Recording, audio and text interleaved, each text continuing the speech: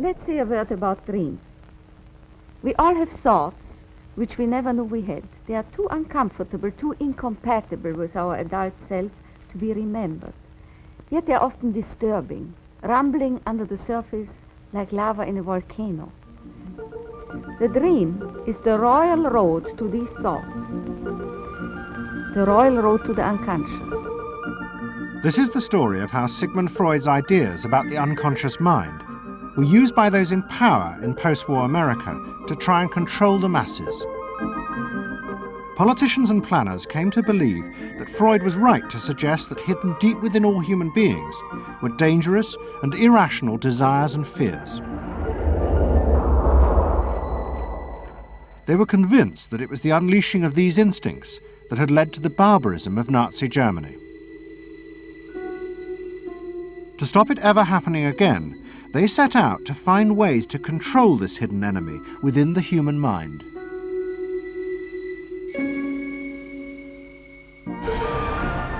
At the heart of the story are Sigmund Freud's daughter Anna and his nephew Edward Bernays, who had invented the profession of public relations.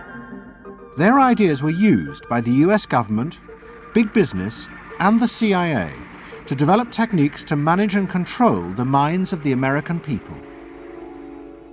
Those in power believed that the only way to make democracy work and create a stable society was to repress the savage barbarism that lurked just under the surface of normal American life.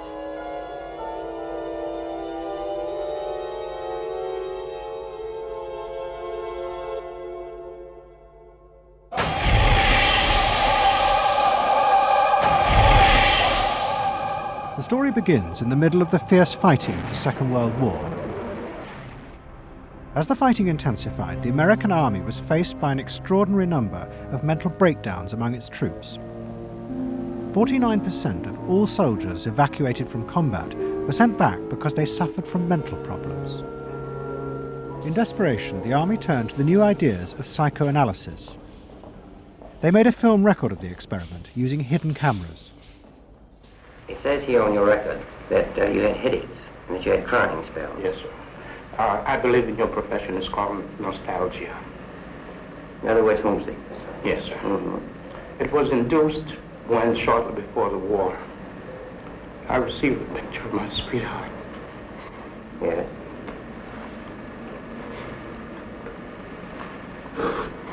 Mm-hmm.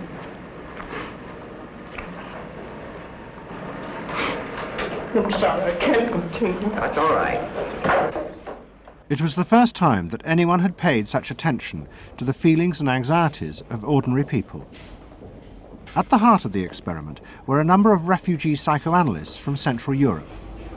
They worked with American psychiatrists to guide and shape the project. When I first came to America, I worked in the psychiatric service with soldiers trying to rehabilitate them. And I traveled in the train from the East Coast to the West Coast. I was enormously curious what goes on in all of those little towns that the train is passing. After my years in the army, I knew exactly what everybody was doing in the little towns. Because I saw so many people who came from there. And I understood their aspirations, their disappointments, and so forth. So it was as if somebody invited me to a privileged tour into the inner soul of America. I'm not doing this deliberately, so Of course please you're believe me. not. I do believe you. A display of emotion is sometimes very helpful. I hope so, sir. Sure, it gets it off the chest. Well, sir, to be perfectly honest with you, I'm very much in love with my sweetheart. She has been the one person that gave me a sense of importance, and that through her cooperation with me, we were able to surmount so many obstacles. Take it easy now, just talk to... The psychoanalysts used techniques developed by Freud to take the men back into their past. They became convinced that the breakdowns were not the direct result of fighting. The stress of combat had merely triggered old childhood memories. These were memories of the men's own violent feelings and desires, which they had repressed because they were too frightening. Think deeply. Let's go back. When was it you... To the psychoanalysts, it was overwhelming proof of Freud's theory that underneath human beings were driven by primitive, irrational forces. You want that? World War II was a major shattering experience because I discovered the enormous role of the irrational in the lives of most people. Yeah, that I can say, that I learned that the ratio between the irrational and the rational in America is very much in favor of the irrational.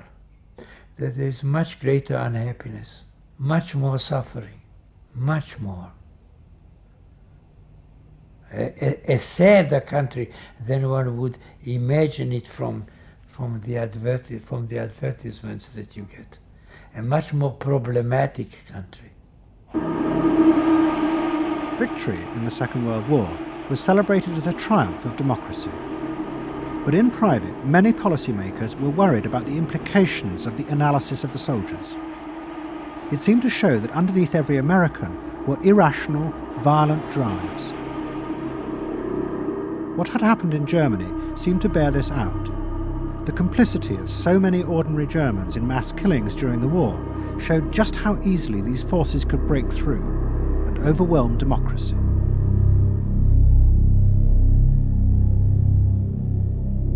Planners and policymakers had been convinced by their experiences during World War II that human beings could act very irrationally because of this sort of teeming and raw and unpredictable emotionality, the kind of chaos that lived at the base of human personality could, in fact, infect the society, social institutions, to such a point that the society itself would become sick.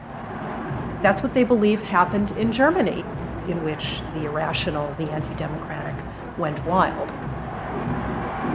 It was a vision of human nature as incredibly destructive, and they were terrified that Americans would in fact behave that way, or were capable of behaving that way, and they wanted to avoid a rerun of that. So what is needed is a human being that can internalize democratic values so that they are not shaken with the storm. And psychoanalysis carried in it the promise that it can be done. It opened up new vistas as to how the inner structure of the human being can be changed so that he becomes a more vital, free supporter and maintainer of democracy. The psychoanalysts were convinced they not only understood these dangerous forces, but they knew how to control them too.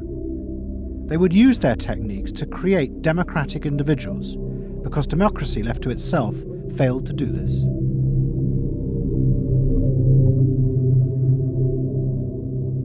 The source of this idea was not only Sigmund Freud, but his youngest daughter, Anna.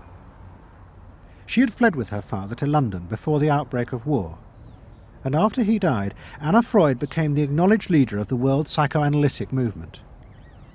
She saw her job as to fulfill her father's dream of making his ideas accepted throughout the world. At the center of the Freud movement stood Tante Anna, because she managed to work herself into that position. She was recognized as that, and not just because she was the daughter. She worked on that. She was rather forbidding. She was not, to me, a warm person, not an aunt you could kiss or put your arms around. Not at all. And her whole life rotated around the spreading of psychoanalysis. Freud himself had seen the role of psychoanalysis as allowing people to understand their unconscious drives. But Anna Freud believed it was possible to teach individuals how to control these inner forces. She had come to believe this through analysing children, above all the children of her close friend, Dorothy Burlingham. Dorothy Burlingham was an American millionairess who in the 1920s fled a failed marriage and brought her children to Anna Freud in Vienna. They were suffering terrible anxieties and aggression, but Anna Freud was convinced she could free them from this by changing the world around them. She thought that she could come in and into their environment, essentially, because they were children, you see. They didn't have independent lives of their own. She could go talk to the parents or the mother. She could go to the schools. She could influence their real world, the actual external world, to change their lives and to help them. And to change them as people? I think that was part of what her idea was, is that she felt that she could change them. From her analysis of the Burlingham children, Anna Freud developed a theory of how to help them control their inner drives. She believed that if, as well as psychotherapy, they were also encouraged to adapt to a good family and social environment, then the conscious part of their mind, the ego, would be strengthened in its struggle to control the unconscious. Anna Freud's aim was simply to help the children. But it was always the psychoanalyst who decided what was the right environment and the appropriate behaviour for the children.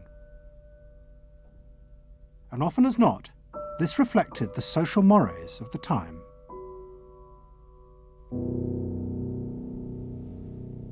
In my father's case, they were concerned that he would be a homosexual.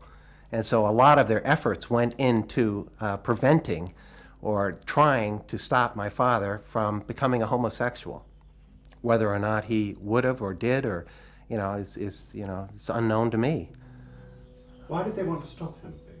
Because they felt it was abnormal. It wasn't a normal way to develop. They wanted to have him develop along lines that society recognized to be normal, because if they didn't, then you're going to be under the control of forces that you don't understand, that you're not even aware of. The analysis seemed to be a great success, and in the 30s the Burlingham children had returned to America. They settled down to happy married lives in the suburbs. What they didn't realize was that their experience was about to become a template for a giant social experiment to control the inner mental life of the American population. In 1946, President Truman signed the National Mental Health Act. It had been born directly out of the wartime discoveries by psychoanalysts that millions of Americans who had been drafted suffered hidden anxieties and fears.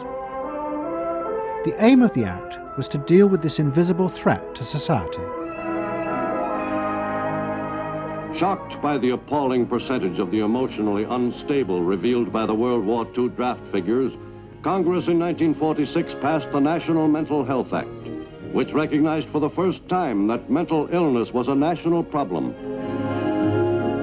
Keenly aware of the tremendous problems ahead is Dr. Robert H. Felix, director of the vast new project. A primary objective of the National Mental Health Program is to increase our fund of scientific knowledge about mental health and about mental illness. We're not doing this. Why? Because there are all too few skilled mental health workers. Two of the principal architects of the Act were the Menninger brothers, Carl and Will. Will had run the wartime psychotherapy experiments, and now he and his brother began to train hundreds of new psychiatrists.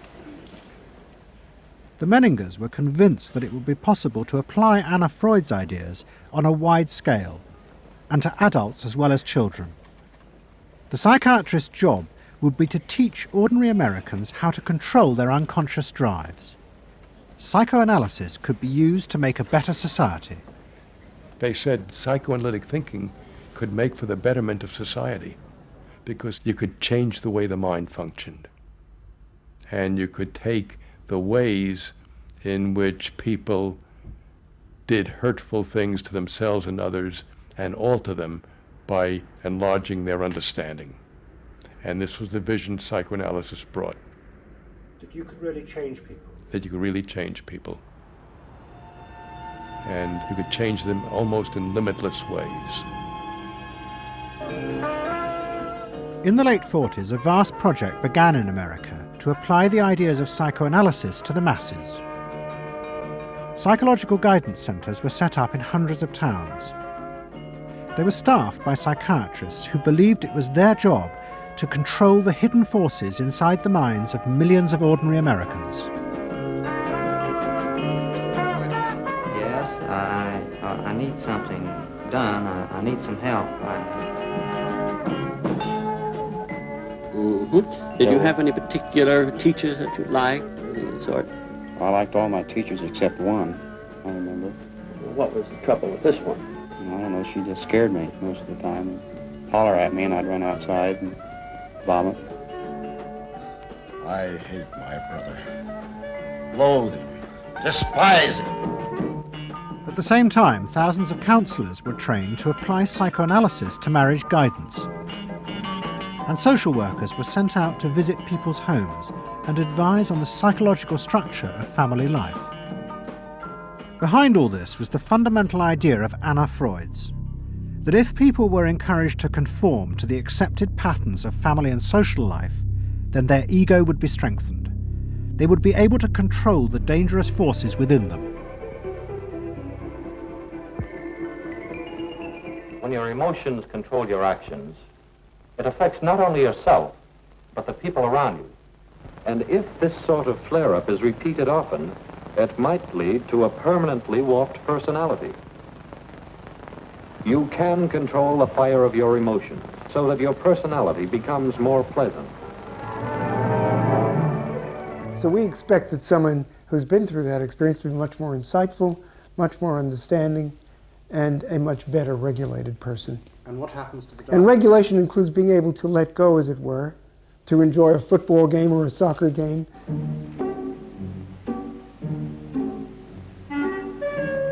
A more understanding, yes, rational, but also appropriately emotional person. The regulatory aspects of the human mind would really be in charge. Instead of being overwhelmed by our passions and by our darker impulses.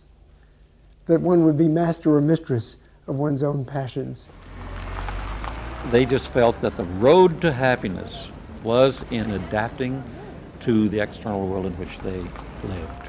That people could be uncrippled from their own neurotic conflicts and impulses, that they would not engage in self-destructive behavior, that they would in fact adapt to the reality about them.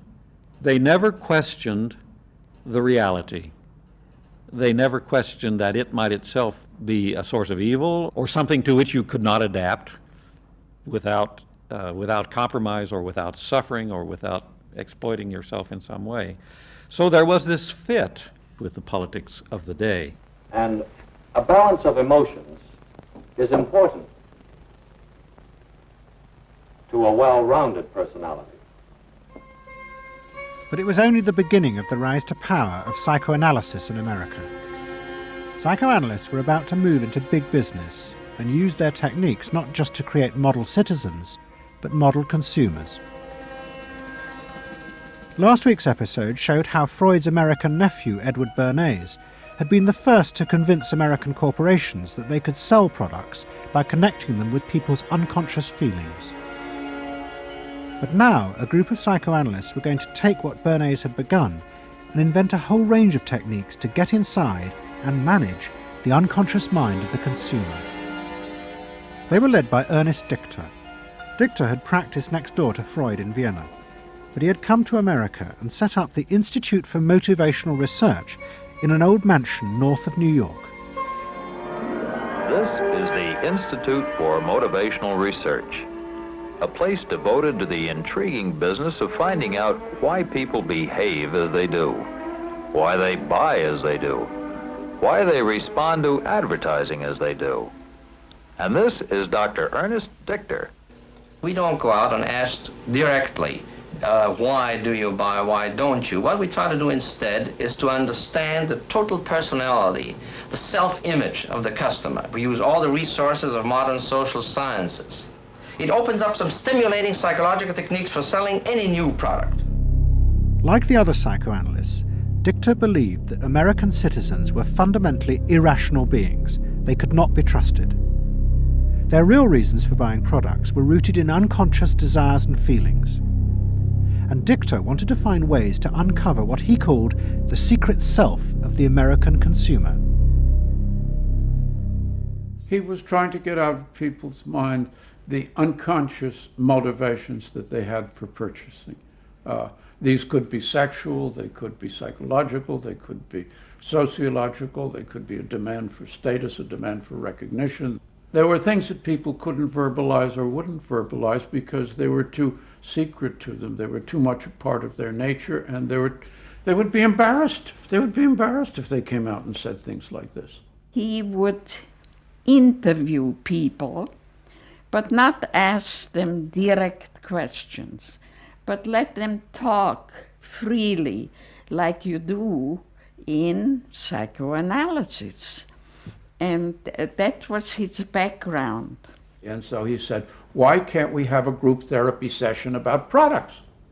All right? And so Dichter built this room up above his garage, and he said, we can have psychoanalysis of products. They can actually act out and verbalize their wants and needs. What we're going to do is try a couple of these salad dressings. Now let's see what happens. Here is our typical housewife. She doesn't follow the instructions. And they could be observed and watched, and other people could comment, and they could talk about it, and everybody could join in. He was the first to do this. This was absolutely the first thing that was ever done. And he had a movie projector up there where you could show advertisements and things like that, and people could react to them. And he invented the whole technique for mining the unconscious about the hidden psychological wants that people had about products. This became the focus group. It worked! Dichter's breakthrough came with a focus group study he did for Betty Crocker Foods. Like many food manufacturers in the early 50s, they had invented a new range of instant convenience foods. But although consumers had told market researchers they would welcome the idea, in fact, they were refusing to buy them. The worst problem was the Betty Crocker cake mix. Dichter did a series of focus groups where housewives free associated about the cake mix. He concluded that they felt unconscious guilt at the new image being promoted of ease and convenience. In other words, he understood that the barrier to the consumption of the product was the housewife's feeling of guilt about using it. They basically, on one hand, wanted to make it easy for themselves, but they felt guilty about it. So what you've got to do in those circumstances is remove the barrier being guilt. The way you do that is to give the housewife a greater sense of participation. And how do you do that? By adding an egg. Simple as that. As simple as that. Dichter told Betty Crocker to put an instruction on the packet that the housewife should add an egg. It would be an unconscious symbol, he said, of the housewife mixing in her own eggs as a gift to her husband, and so would lessen the guilt. Betty Crocker did it, and the sales soared. My cake is ready. The consumer may have basic needs that the consumer himself or herself doesn't fully understand. You have to know what those needs are in order to fully exploit the consumer. Is it wrong to give people what they want by taking away their defenses, helping remove their defenses? It seems so much longer than last year. It is. Nearly 4 inches longer in some models. Oh! Dichter's success led to a rush by corporations and advertising agencies to employ psychoanalysts. They became known as the Depth Boys, and they promised to show companies how to make millions by connecting their products with people's hidden desires. Dichter himself became a millionaire, famous for inventing slogans like "a tiger in your tank." Even the marketing of the Barbie doll came from a children's focus group. And so it goes. But Dichter was convinced that this was far more than just selling. Like Anna Freud, he believed that the environment could be used to strengthen the human personality. And products had the power both to sate inner desires and give people a feeling of common identity with those around them. It was a strategy for creating a stable society. Dichter called it the strategy of desire. To understand a stable citizen, You have to know that modern man quite often tries to work off his frustrations by spending on self-gratification. Modern man is eternally ready to fill out his self-image by purchasing products which complement it. If you identify yourself with a product, it can have a therapeutic value. It improves your self-image, and you become a more secure person, and you have suddenly this confidence of going out in the world and doing what you want successfully. Bernays believed that that would then improve the whole of our society and become the best society on this planet.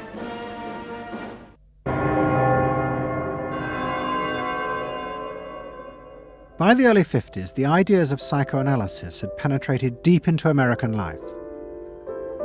The psychoanalysts themselves became rich and powerful. Many had consulting rooms overlooking Central Park in New York. Politicians and famous writers like Arthur Miller and Tennessee Williams became their patients. They were seeking not just help, but to understand the hidden roots of human behavior.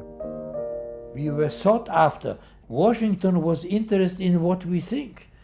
You know, the important writers, important politicians were undergoing psychoanalysis. It was, we had waiting lists because there were so many patients that wanted to be analyzed. So it gave us a little bit of a swellhead. And as the psychoanalysts' ideas took hold in America, a new elite began to emerge in politics, social planning, and in business. What linked this elite was the assumption that the masses were fundamentally irrational. To make a free market democracy like America work, one had to use psychological techniques to control mass irrationality. They actually believed that this elite was necessary because individual citizens were not capable, if left alone, of being democratic citizens. The elite was necessary in order to create the conditions that would produce individuals capable of behaving as a good consumer and also behaving as a democratic citizen. They didn't see their activities as anti-democratic, as undermining the capacity of individual citizens for democracy. Quite the opposite. They understood that they were creating the conditions for democracy's survival and future. Anna Freud had never intended that her ideas be used in such a way, but she happily accepted the rise to power of psychoanalysis in America. She remained in England, living with Dorothy Burlingham. On the surface, it was an idyllic life. She and Dorothy had bought a weekend cottage on the Suffolk coast. And in the summers, Dorothy's children came from America to visit with the grandchildren.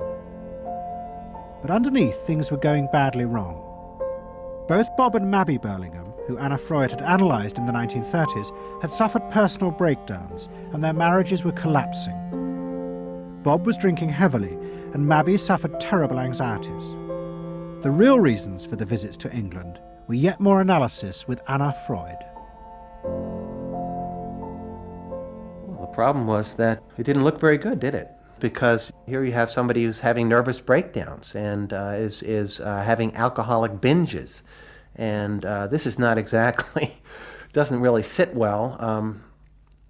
Well, you know, from a humane standpoint, obviously this is not desirable. You know, you want to help these people, but it also had the wider ramifications of everybody in analysis, in analytic circles, knew that Bob and Mabby were guinea pigs. They were the living proof that this was a wonderful process. It was very much swept under the rug. It didn't get out. I mean, these people had such, their power and influence was such that, you know, you were very careful. Anna Freud was a very powerful person, and you were the grandchildren, and she knew a great deal more than you did about what went on in your parents' lives and so forth. It was not something you were going to tangle with, and you were a product of the whole situation. But at the same time, we all knew that something was really out of whack. As she grew older, she became more and more important, didn't she? Politically and scientifically, but she didn't know when to stop. She was a bit too righteous. What she did was always the thing, and she would never, to my knowledge, acknowledge that she could make a mistake or be wrong. That is my feeling. But the power and influence of the Freud family in America was about to grow even more. Politicians were about to turn to Anna Freud's cousin, Edward Bernays, for help in a time of crisis. He was going to manipulate the inner feelings and fears of the masses to help America's politicians fight the Cold War. I don't mean to say, and no one can say to you, that there are no dangers. Of course there are risks if we are not vigilant. But we do not have to be hysterical. In 1953, the Soviet Union exploded its first hydrogen bomb, and the fear of nuclear war and communism gripped the United States. Those in power became concerned about how to reassure the population. Committees were set up and public information films made, appealing for calm in the face of new threats, like nuclear fallout. It's the fallacy of devoting 85% of one's worrying capacity to an agent that constitutes only about 15% of an atomic bomb's destroying potential. At this point, Edward Bernays was living in New York. In the 1920s, he had invented the profession of public relations and was now one of the most powerful PR men in America. He worked for most of the major corporations and advised politicians, including President Eisenhower. Like his uncle Sigmund, Bernays was convinced that human beings were driven by irrational forces.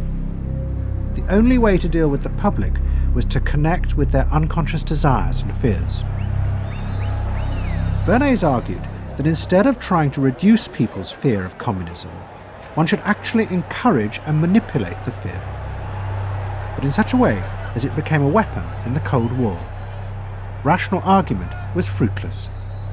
What my father understood about groups is that they are manipulable, they're malleable, and that you can tap into their deepest desires or their deepest fears and use that to your own purposes. I don't think he felt that all those publics out there had reliable judgment, that they very easily might vote for the wrong man or want the wrong thing, so that they had to be guided from above. One of Bernays' main clients was the giant United Fruit Company. They owned vast banana plantations in Guatemala in Central America. For decades, United Fruit had controlled the country through pliable dictators. It was known as a banana republic. But in 1950, a young officer, Colonel Arbenz, was elected president. He promised to remove United Fruit's control over the country. And in 1953, he announced the government would take over much of their land. It was a massively popular move, but a disaster for United Fruit, and they turned to Bernays to help get rid of Arbenz. United Fruit brings in Bernays, and he basically understood that what United Fruit Company had to do was change this from being a popularly elected government that was doing some things that were good for the people there into this being very close to the American shore, a threat to American democracy, that it being at a time in the Cold War when Americans responded to issues of the Red Scare and what communism might do, he was trying to transform this, and brilliantly did transform it into an issue of a communist threat very close to our shores, taking United Fruit again as a commercial client out of the picture and making it look like a question of American democracy, American values being threatened. In reality, Arbenz was a democratic socialist with no links to Moscow. But Bernays set out to turn him into a communist threat to America. He organized a trip to Guatemala for influential American journalists. Few of them knew anything about the country or its politics.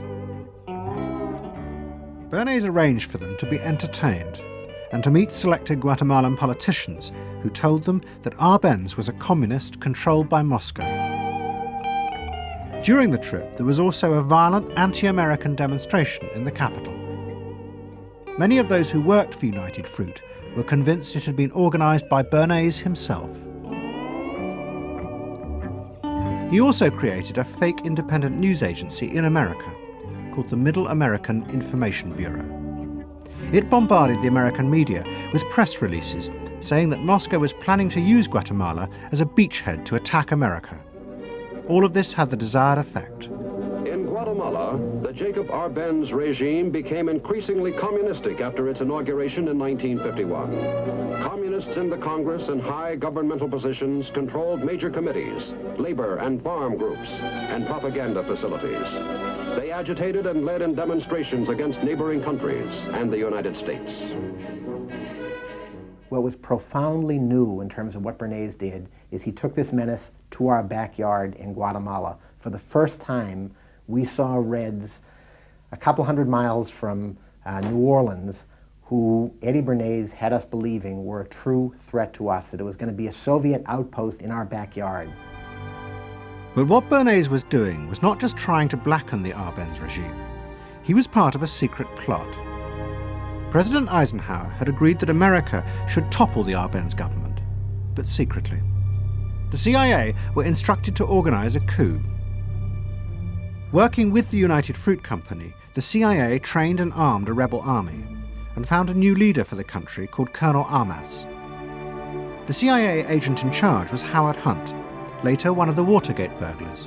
What we wanted to do was have a terror campaign to terrify Arbenz particularly, terrify his troops, much as the German Stuka bombers terrified the population of Holland, Belgium, and Poland at the onset of World War II, and just rendered everybody paralyzed. As planes flown by CIA pilots dropped bombs on Guatemala City, Edward Bernays carried on his propaganda campaign in the American press. He was preparing the American population to see this as the liberation of Guatemala by freedom fighters for democracy. He totally understood that the coup would happen when the public and the press, when conditions in the public and the press allowed for a coup to happen, and he created those conditions. He was totally savvy in terms of just what he was helping create there in terms of this overthrow. But ultimately he was reshaping reality, reshaping public opinion in a way that's undemocratic and manipulative. On June the 27th, 1954, Colonel Arbenz fled the country, and Armas arrived as the new leader. Within months, Vice President Nixon visited Guatemala. In an event staged by United Fruit's PR department, he was shown piles of Marxist literature that had been found, it was said, in the presidential palace. This is the first time in the history of the world that the communist government has been overthrown by the people. And for that we congratulate you and the people of Guatemala for the support they have given. And we are sure that under your leadership, supported by the people whom I have met by the hundreds on my visit to Guatemala, that Guatemala is going to enter a new era in which there will be prosperity for the people together with liberty for the people. Thank you very much for allowing us to see this exhibit of communism in Guatemala. You're welcome. And for dinner, see what Mother has for dessert. Banana gingerbread shortcake. Just another of the many tempting ways in which this nutritious fruit can be prepared. So now that you've seen where bananas come from before they reach your table, our journey to Banana Land is ended. We hope you enjoyed the trip. We know you like bananas. Bernays had manipulated the American people, but he had done so because he, like many others at the time, believed that the interests of business and the interests of America were indivisible, especially when faced with the threat of communism. But Bernays was convinced that to explain this rationally to the American people was impossible, because they were not rational. Instead, one had to touch on their inner fears and manipulate them in the interests of a higher truth. He called it the engineering of consent. He was doing it for the American way of life, and to which he was devoted, sincerely devoted, and yet he felt the people were really pretty stupid. And that's the paradox. If you don't leave it up to the people themselves, but force them to choose what you want them to choose, however subtly, then it's not democracy anymore. It's something else. It's being told what to do. It's that old authoritarian thing. But the idea that it was necessary to manipulate the inner feelings of the American population in the interests of fighting the Cold War now began to take root in Washington. Above all, in the CIA, who were going to take it much further. They were concerned that the Soviets were experimenting with psychological methods to actually alter the memories and feelings of people, the aim being to produce more controllable citizens. It was known as brainwashing. Psychologists in the CIA were convinced that this really might be possible, and that they should try to do it themselves. The image of the human being that was being built up at that particular time was that there was a great deal of vulnerability in every human being, and that vulnerability could be manipulated to program somebody to be something that I wanted them to be, and they didn't want to be. That you could manipulate people in such a way that they could be automatons, if you will, for whatever your own purposes were. This was the image that people thought was possible. In the late 50s, the CIA poured millions of dollars into the psychology departments of universities across America. They were secretly funding experiments on how to alter and control the inner drives of human beings. The most notorious of these experiments was run by the head of the American Psychiatric Association, Dr. Ewan Cameron. Like many psychiatrists at that time, Cameron was convinced that inside human beings were dangerous forces which threatened society. But he believed that it was possible not just to control these forces, but actually remove them. He thought that psychiatry should not just concentrate on sick people, mentally ill, but should actually go into government, that politicians should listen to psychiatrists. Psychiatrists should be in every parliament and should direct and monitor political activities, because they knew in a rational, scientific way what was good for people. Cameron had set up a clinic in a hospital in Montreal called the Allen Memorial. It is now long since closed down. Cameron took patients who suffered a wide range of mental problems. His theory was that these resulted from forgotten or repressed memories. But he was impatient with the idea of using psychotherapy to uncover them. Instead, he would simply wipe them.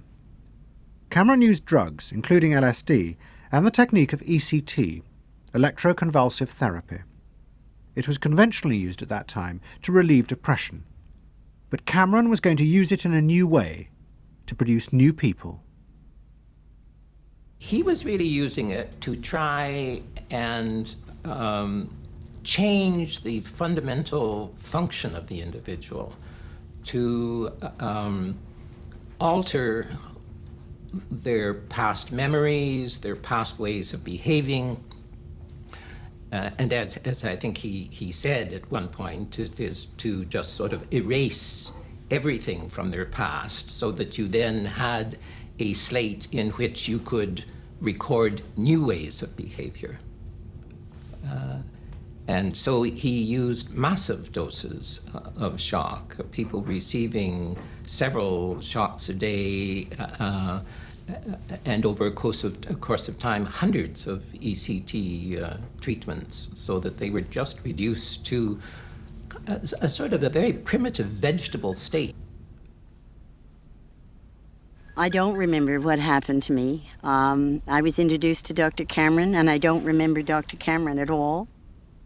I don't remember any of that. They shipped me up to what they called the sleep room, and they gave me all of these electroconvulsive shock treatments and megadoses of drugs and LSD and all of that, and I have no memory of any of that. Nothing of that time of the Allen Memorial or any of my life previous to that, all gone, wiped. And then, having depatterned somebody or brought them down to where basically nothing but the essential functions of the body were going on in terms of breathing and things of this nature.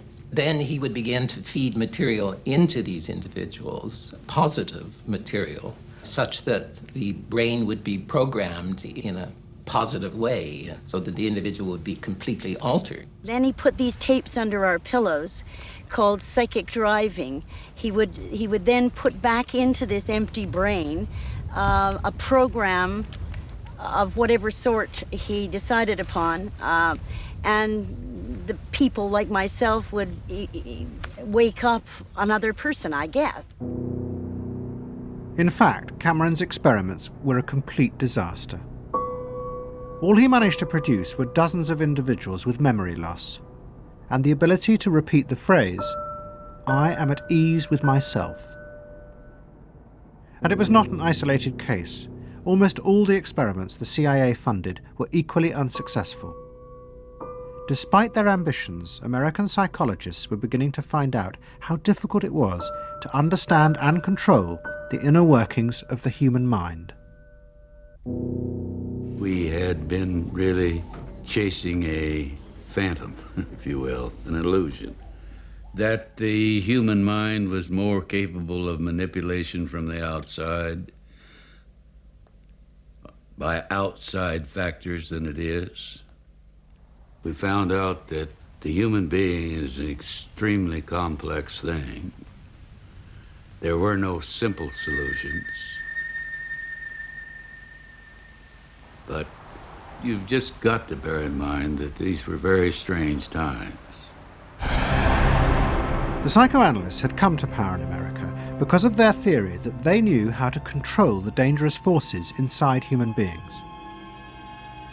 But now the psychoanalysts were about to face a high-profile failure that would lead people to begin questioning the very basis of their ideas. It began in Hollywood.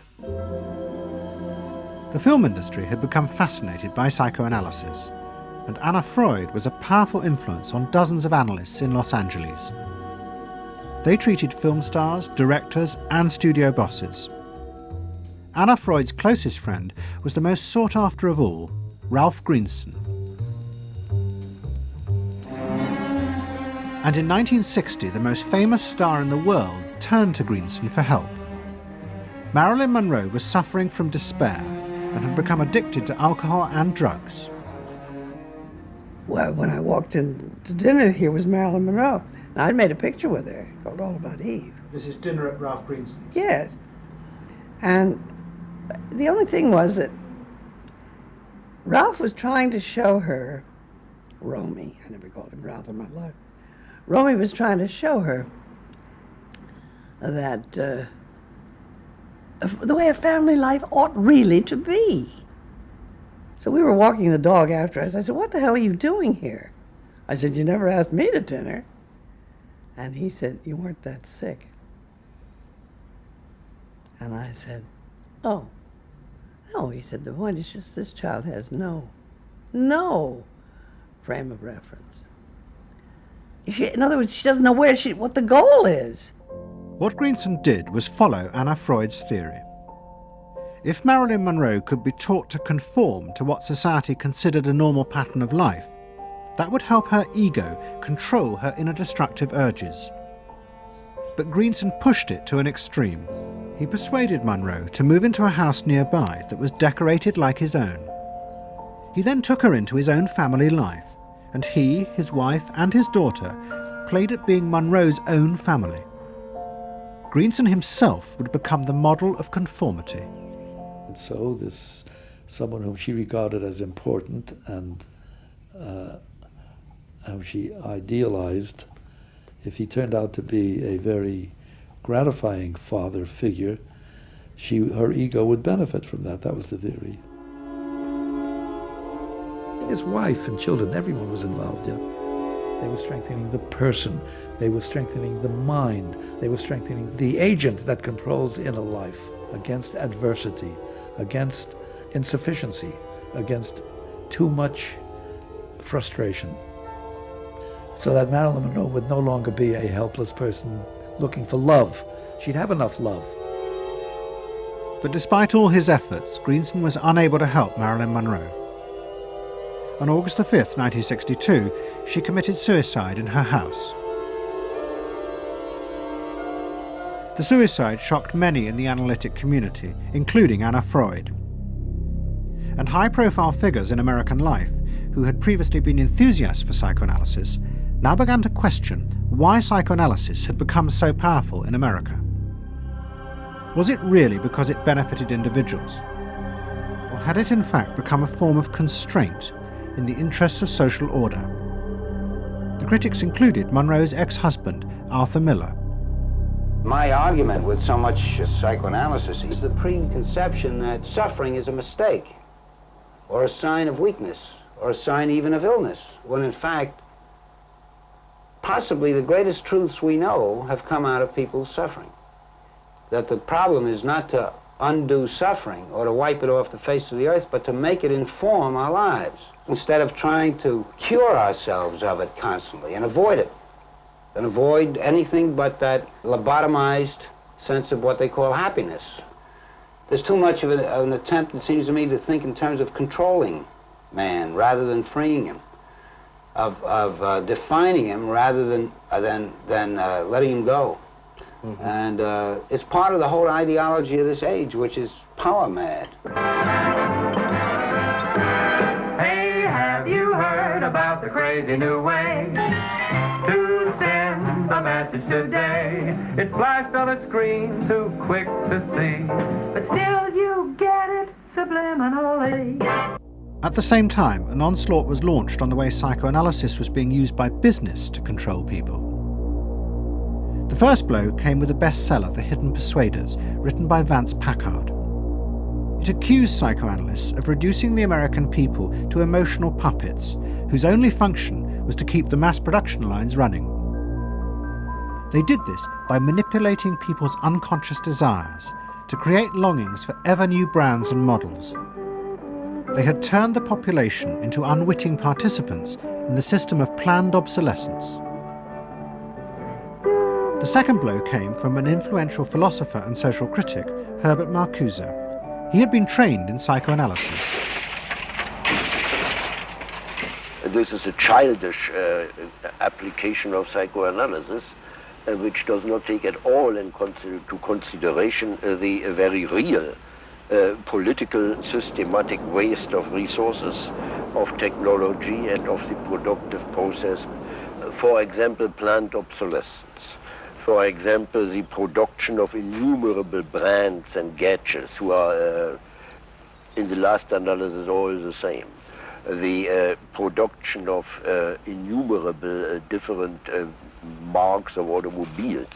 And this prosperity at the same time, consciously or unconsciously, leads to a kind of schizophrenic existence.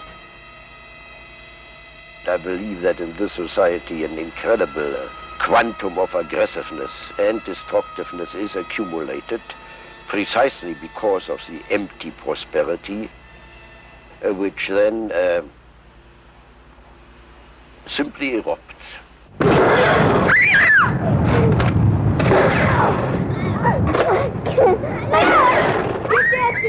Marcuse's argument was not simply that psychoanalysis had been used for corrupt purposes. It was more fundamental. Marcuse said that the very idea that you needed to control people was wrong. Human beings did have inner emotional drives, but they were not inherently violent or evil. It was society that made these drives dangerous by repressing and distorting them.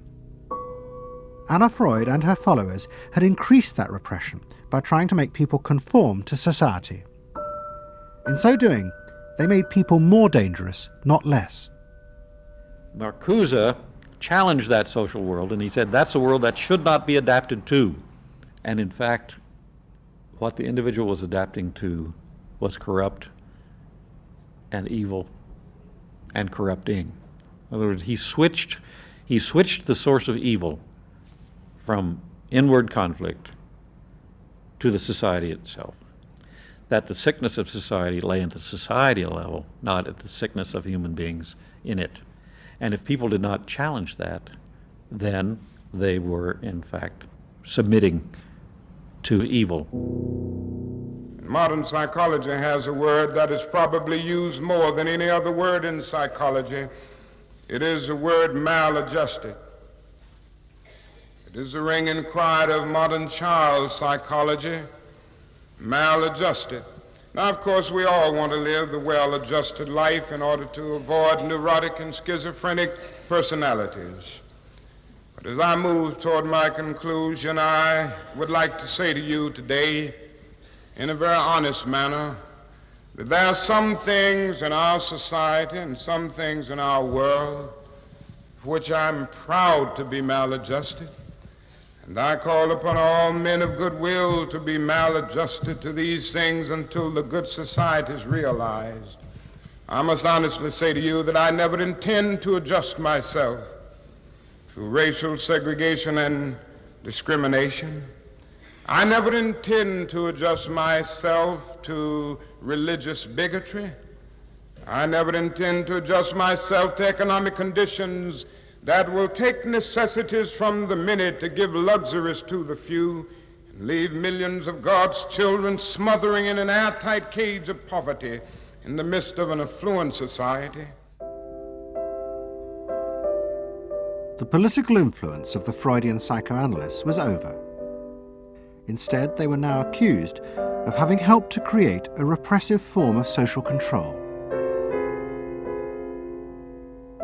Anna Freud and Dorothy Burlingham lived on in Sigmund Freud's old house in London.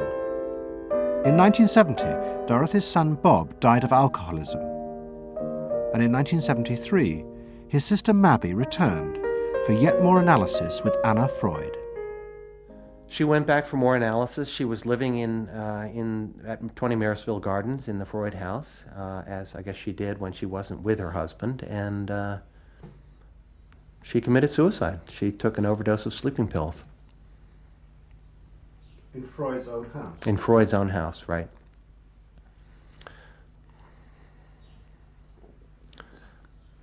So, I mean, the obvious, there are a lot of implications that one can draw from that, and I just think she happened to reach the end of the rope there. Although it would seem to be a very pointed act. Obviously, suicide is a very politicized act, and to do it in Sigmund Freud's own house is certainly different from doing it in Riverdale back in New York.